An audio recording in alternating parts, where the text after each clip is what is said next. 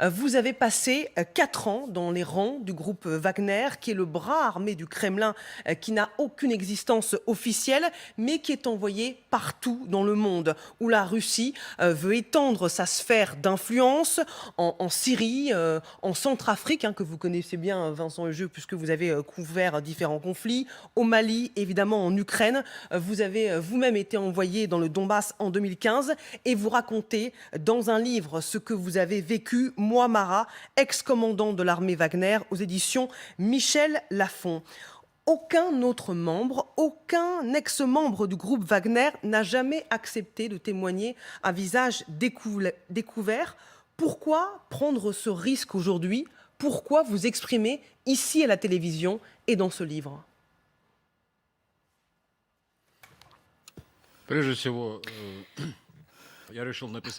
Tout d'abord, j'ai décidé d'écrire ce livre témoignage, pour dire ouvertement aux Russes qu'on a recours aux mercenaires régulièrement et à grande échelle, et que ceci, les mercenaires n'est pas un phénomène d'une réalité occidentale. Ce qu'on a essayé de nous inspirer, ce n'est pas une forme d'impérialisme occidental, mais c'est une réalité qui existe depuis longtemps en Russie. Pour promouvoir nos intérêts et notre sphère d'influence, même si c'est très douteux. Et pour ça, nous utilisons les mercenaires d'une forme tout à fait nouvelle, même pas encore inventée à l'Occident du point de vue moral et du point de vue de la compréhension des intérêts du pays. Et je voudrais témoigner dans ce livre quelle était la situation réelle en Syrie, sur le terrain, parce qu'en réalité, elle différait beaucoup des images diffusées par la propagande russe. Et je voudrais dire que, par exemple, la victoire dans la guerre en Syrie n'a pas été très peu coûteuse en sens. Ce n'était pas une guerre non sanglante, comme la propagande russe a essayé de présenter. Il y a beaucoup de citoyens russes qui sont morts dans cette guerre en Syrie. Il y a beaucoup de pertes. Et c'est ça, surtout, qui m'a poussé de faire ce témoignage. En Ukraine, vous êtes militaire de carrière. Pourquoi et comment avez-vous intégré le groupe Wagner? Oui, mais je me suis retrouvée à l'ornière de la carrière militaire en fonction des circonstances. J'ai été limogée. J'ai essayé ensuite de retrouver les emplois dans le civil. Mais comme je me trouvais aussi dans un état de dépression, de crise psychologique et morale, on m'a soufflé à l'oreille qu'il y a une structure dans laquelle c'est une option, dans laquelle je peux revenir et renouer avec la carrière de militaire. Et j'ai saisi cette opportunité. Oui, vous avez passé 10 ans dans les troupes aéroportées russes, vous êtes parti dans le privé, vous vous retrouvez aussi, c'est ce que vous racontez, à travailler pour la mafia, vous tuez un homme, ce qui vous vaudra de passer 3 ans en prison, et là c'est un homme qui vous approche et qui vous propose de rejoindre le groupe Wagner, qui paye beaucoup mieux ses mercenaires, quand on sait qu'en Russie, le salaire moyen est autour de 400 €. Quand vous êtes envoyé en Ukraine en 2015, dans la région de Lugansk, quelle est votre mission? Qu'est-ce qu'on vous dit pour justifier votre présence là-bas?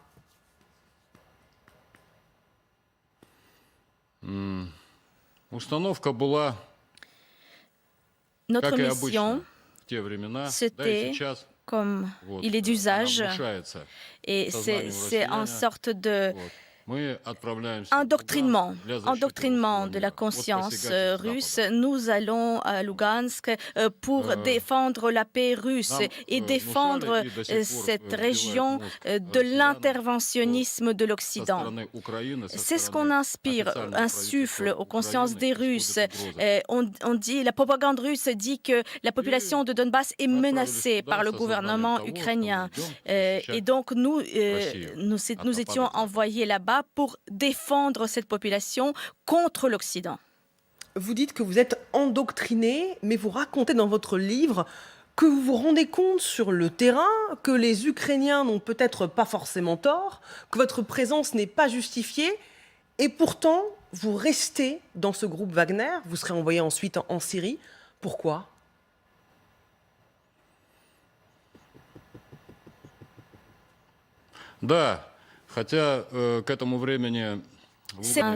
À Lugansk, il y avait un cessez-le-feu, il n'y avait pas d'hostilité ouverte et permanente, il y avait une ligne de contact ou ligne d'affrontement, mais il n'y avait pas d'hostilité ouverte.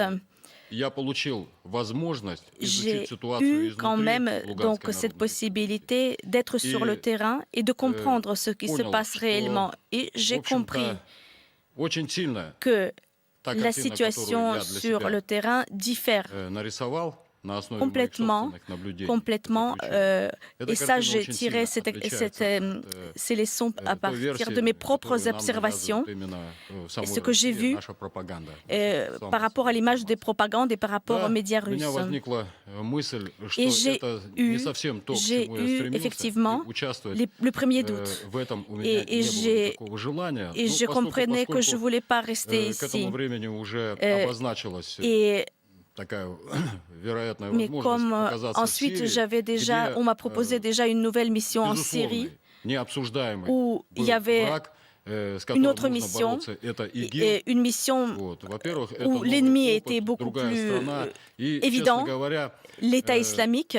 Et là, la mission a été justifiée pour moi. Et puis aussi, nous sommes en Syrie, c'est un terrain complètement différent, un pays arabophone, alors que l'Ukraine, je m'associais l'Ukraine à quelque chose qui m'est proche. J'avais vraiment beaucoup de mal de combattre les Ukrainiens, que je pensais que ce sont des gens comme nous, les Russes. Et tout ce que j'ai vu à Lugansk m'a conforté dans cette position. Mais j'étais prêt de partir en Syrie parce que c'était un pays lointain. Je n'avais aucune attache, aucun lien avec la population syrienne. Rien ne m'attachait à ce pays et c'était facile d'accepter le rôle de mercenaire en Syrie. Oui, vous dites qu'il y a des détachements de Wagner qui participent au combat à Kharkiv, qui est la deuxième ville du pays, qui fait partie des cibles prioritaires de Vladimir Poutine, et également à Mariupol, qui est tombé aux mains des Russes. Est-ce que sans l'aide du groupe Wagner, l'armée russe aurait les moyens de mener cette guerre en Ukraine ?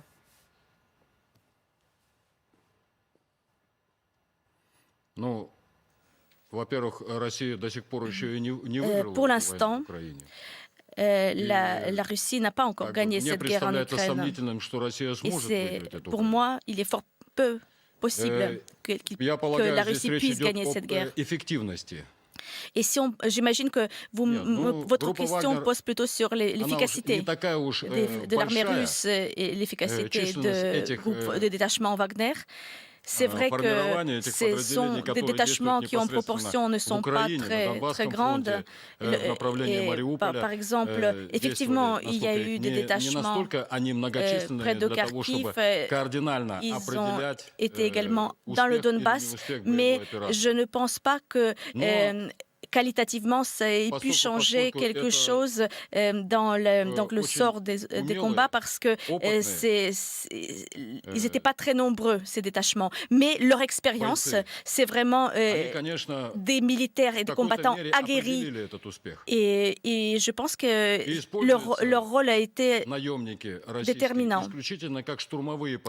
Parce qu'on utilise les groupes Wagner dans les groupes d'assaut. Justement sur la première ligne de front pour mener les attaques les plus périlleuses. Et cet emploi est justifié non seulement par l'efficacité, par leur aguerrissement, et aussi par le fait que justement les pertes au sein de Wagner ne sont pas comptabilisées. Personne ne compte dans les statistiques officielles, ils ne figureront pas, ils ne sont pas militaires officiellement, et donc on peut très bien mettre ça sur le compte de la guerre. Avant de donner la parole à Vincent Hugeux, la milice Wagner, le groupe Wagner auquel vous avez appartenu pendant 4 ans, a une réputation terrible. Vous parlez d'ailleurs du fondateur du groupe Wagner, Dimitri Oudkine, qui est fasciné par le Troisième Reich, qui est fasciné par le régime nazi, qui est sans foi ni loi, c'est ce que vous dites. On sait que le groupe Wagner a commis des exactions, des crimes de guerre. On a vu des vidéos qui montrent des scènes insoutenables de civils syriens qui ont été torturés. Qu'est-ce que vous dites face à la réalité, face au visage de ce groupe Wagner auquel vous avez appartenu?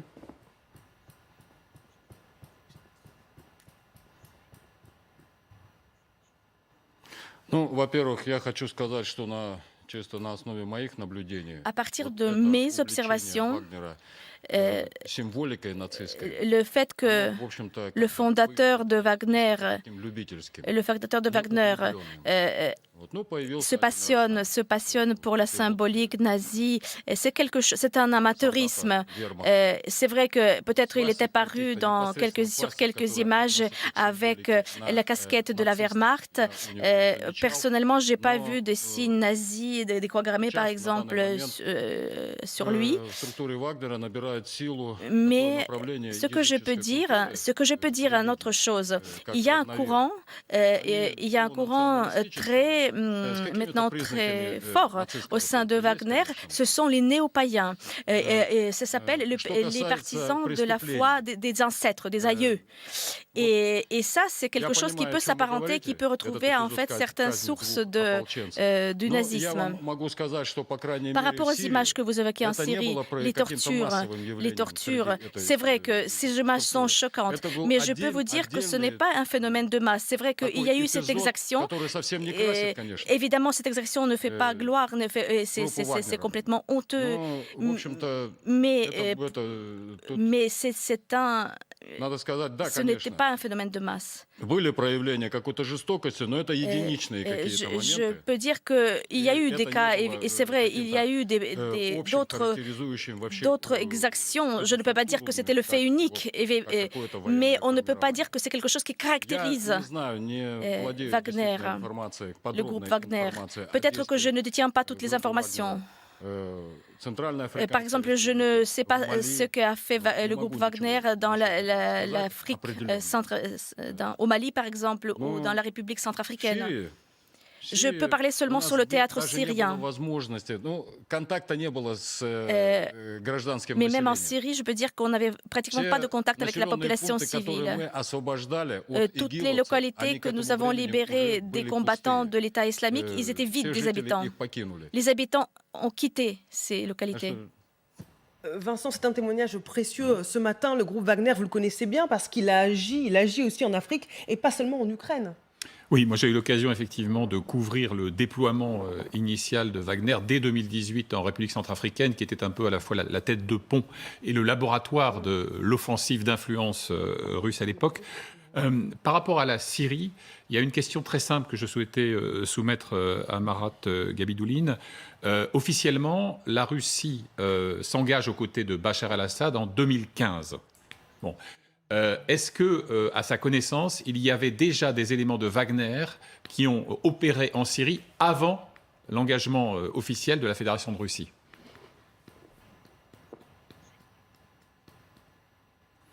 Je peux dire qu'en 2013, pendant un laps de temps, il y avait le corps slave, le corpus slave. c'est un corps expéditionnaire de Wagner. Ils étaient envoyés pour mener un combat et ils ont démontré un grand professionnalisme dans ce combat. Ils ont détruit beaucoup de combattants de Daesh. Et au sein de... C'était pas le groupe Wagner à l'époque, c'était le corps slave. Et Wagner lui-même, le fondateur, a été dans ce détachement. Et ensuite, son heure de gloire est arrivée quand il a créé en 2015 le groupe Wagner. Alors, Moscou prétend qu'il n'y a aucun lien entre le Kremlin et le groupe Wagner. Or, on sait que Evgeny Prigojine, un intime de Poutine, qui apparaît un peu comme le cerveau de la nébuleuse Wagner, lui-même prétend que, Marie le rappelait, Wagner n'a pas d'existence officielle, n'a pas de statut juridique. Qu'est-ce que vous pouvez nous dire des liens qui existent entre les officiels russes, que ce soit au niveau civil et au niveau militaire, et les opérateurs Wagner sur le terrain? Ну, прежде всего, я хочу, не вдаваясь в личности, не касаясь никакой личности, здесь sur les можно personnalités, les personnes, со стороны et en essayant de parler uniquement en termes juridiques, en termes de légalité. Vous savez qu'officiellement, les mercenaires, c'est illégal en Russie et c'est même puni par la loi, selon les lois de Fédération de Russie. Mercenariat est illégal. Et, par exemple, il n'y a pas la possibilité pour une personne physique de posséder une arme. Toutes les lois sont faites pour le proscrire. Et il s'agit de Kalachnikov simples et sans parler des grands systèmes d'artillerie ou des mitraillettes. Donc, ce que détient les groupes, les détachements. Donc, si on trouve un détachement qui a à son compte ces différents arsenals, cet arsenal d'armes, ça veut dire que c'est impossible sans le rôle de l'État, sans le cautionnement de l'État. Et aussi, il faut voir qui livre les armes, les munitions au détachement de Wagner. Ce sont les avions du ministère de la Défense et les avions donc des gouvernementaux russes. Merci beaucoup, Mara Gabiduline. Et je vous invite à lire votre livre « Moi, Mara, ex-commandant de l'armée Wagner » aux éditions Michel Lafon. Merci beaucoup. À suivre, le discours de Volodymyr Zelensky depuis le forum de Davos. À tout de suite.